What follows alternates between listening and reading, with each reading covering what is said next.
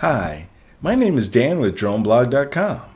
Today's video will go over various tips and steps needed to fly any drone over water safely, as well as some weather-related considerations and general tips.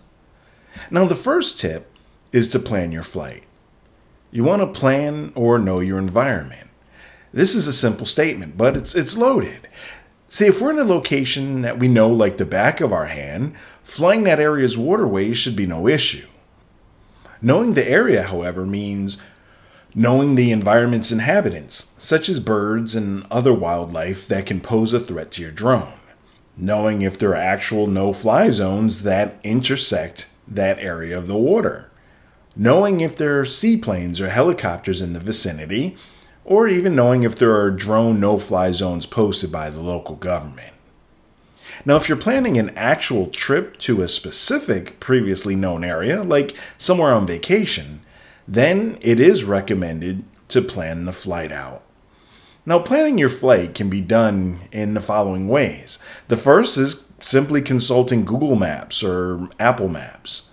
Now, this is an easy first step, as it basically only requires putting in an address or the address of an area in the vicinity of your travel destination, putting the map in hybrid view to see the streets, landscape, and topography, and then scrolling around the map in a magnification that works for your view. Now, the next thing is research using drone-specific apps. Now, after getting a lay of the land with Google or Apple Maps, using a drone-specific app can help you to dive deeper and see what types of airspace and warnings are in the vicinity. Now, apps that can aid in this area are Before You Fly, which in the US is the FAA's official app, Aloft, which was formerly known as Kitty Hawk, and also UA Forecast. Now, these give much needed information for drone flights, such as real-time maps, active airspace, and Aloft and UA Forecast also display weather-related information. Now, the next step is pre-flight checks. Now, why are pre-flight checks important? Well, because unlike flying over land, the chances of retrieving a submerged drone might be very small, whereas a crashed drone on land can easily be recovered with, hopefully, minimal damage. Now, some of the major areas to check before flying are batteries, making sure to check the drone batteries and the remote controller batteries, propellers, GPS satellite lock, and also, this is important as well, returning to home parameters, and we'll touch on that a little bit more later. Now, while these areas are important to check prior to flight, there are, of course, many more areas that should be built into the pre-flight process prior to any flight, all of which, of course, can save your drone from drowning or crashing into a person or property. The third step is turning off Vision Positioning Systems, or VPS. Now, this step is only for those using the older DJI Go4 app to fly their drones. The newer DJI Fly app and the drones associated with it, such as the Air 2, Air 2S, Mini 2, 3, and 3 Pro, as well as the Mavic 3 series, cannot turn off the VPS system. In short, VPS is a technology used by DJI drones to map the surrounding surface below the drone, aiding in its positioning. Now, this partially helps keep it steady when there is no stick input. Now, because water is a reflective surface, flying over it with VPS on can cause issues, one of which is the drone attempting to land in the water when too close to the surface. To disable the Vision Positioning System, or VPS, in DJI drones running DJI Go4, first, you want to go into the Go4 menu system by tapping the three dots in the upper right-hand corner of the screen. Next, locate and enter the Sensor tab on the left-hand side of the screen. Following this, we'll ensure that obstacle avoidance is enabled. Then we'll go down into the Advanced Settings. Here, turn off Enable Visioning Position. Now, the fourth step is manually updating the home point. Now, this tip is more for those that'll be filming over the water from a boat, a kayak, or some other type of watercraft. When on a moving boat, it is important to update the home point regularly, as the drone operator might be in multiple locations during the time of the flight. In the case of a return to home incident, it is beneficial for the drone to return to the current location. Now, those that plan to film waterways and will be walking the length of the shore, they might also benefit from updating the home point regularly, as one could easily be quite a distance from the initial launch site. Now, for filming waterways, you can either manually set the home point or set the home point to follow the remote controller. Now, this is best for when on a moving boat. To update the home point in the DJI Fly app, after going into the general settings, under the Safety tab, go into Update Home Point. You'll then be brought to the Adjust Home Point map. Now, you can drag the map around until the H, or the home point, has been moved to where you'd currently like it. If you'd like to set the remote controller as your home point, simply press the RC icon and the home point will be set to follow the controller. Now, the fifth tip or point is knowing the weather and conditions.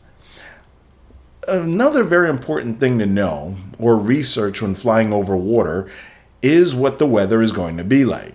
In particular, knowing the wind and the wind gust speed.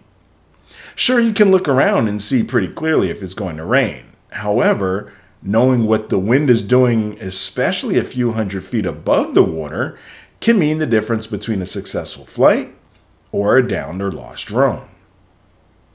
When it comes to wind, although it might be consistent at 3 or 4 miles per hour a few dozen feet from the ground, once at 100 or 200 or more feet in the air, that breeze can suddenly turn into strong gusts, making it difficult to control the drone or even return the drone to your current position. Also, wind speed can quickly deplete a drone's battery, causing other types of issues. Now, another thing to consider is something that many of us might not have heard of before, which is convection currents. Convection currents are affected by objects that hold or generate either heat or cold. Now, depending on the source affecting them will determine how your drone will fly through the current. For instance, if you're flying on a summer day and a drone takes off from a hot parking lot, the air currents push the drone upwards because hot air rises. Now, once that drone begins to cross a cooler area during flight, let's say a body of water, well, the currents will push down on the drone. Being aware of these currents can aid in keeping a drone out of the water if flying too low. In these situations, the drone operator can be prepared for the adverse action of the current when flying over cool water in the summer, and then adjust accordingly to keep the drone out of the water. Now, the sixth step or tip would be being mindful of obstacles. Now, we're going to look at waves and sea spray. Being aware of waves and sea spray really affects those that aim to get right in on the action with their shots. An unsuspecting wave can and has taken out drones of those that are paying more attention to the shot rather than their surroundings. Sea spray is also an enemy of drones. Although it might not cause a drone to immediately fall from the sky, well, there could be damaging effects to the drone over time as the internals of the drone begin to corrode from exposure to salt water. Another obstacle to look out for are boats. When filming boats, it's advisable to keep a reasonable distance.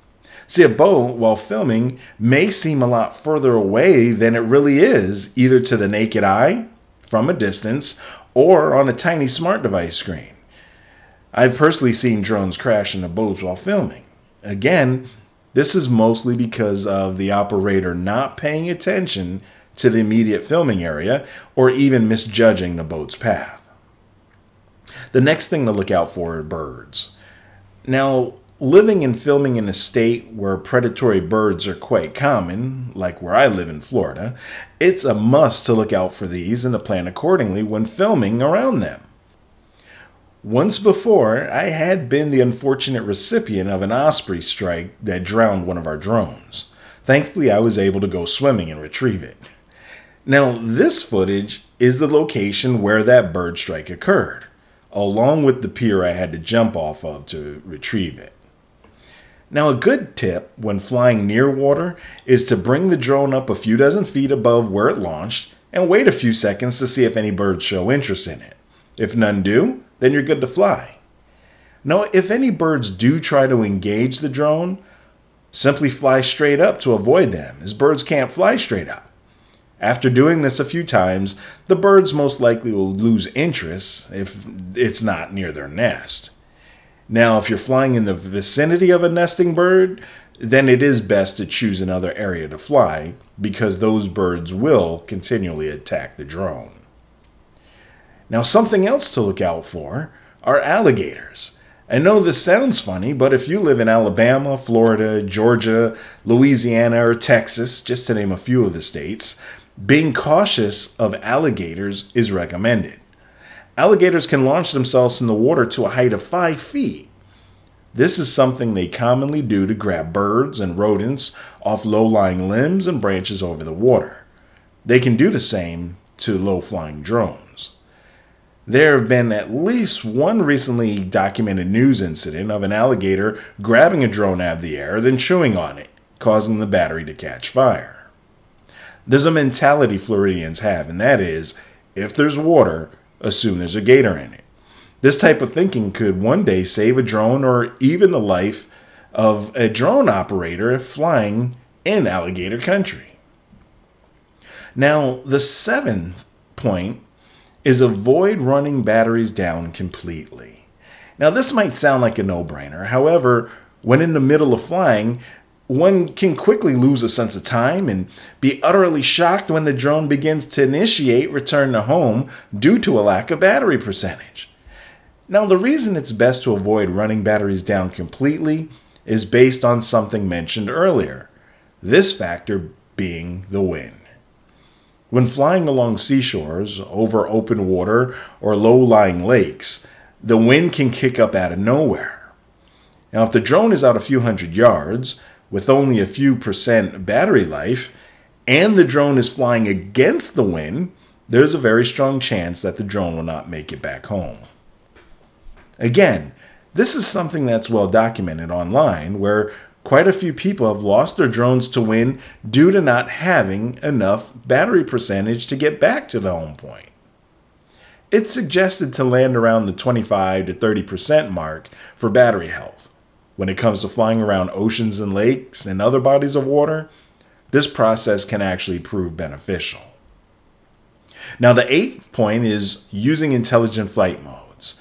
Now, this last tip is a matter of preference. I personally don't use intelligent flight modes. I don't like the drone doing everything autonomously. Many newer drones have some sort of intelligent flight mode built in, whether it be some sort of course lock, point of interest mode, or follow me mode. Now, when flying over water, using something like a course lock or even follow me for tracking boats or jet skis will enable the operator to either set a course and forget it, or draw a box around the watercraft, let the drone do its thing, while the pilot then is able to focus on the shot or video. Now, here are a couple general tips that might make flying over water easier. Now, the first one is a recommended flight height.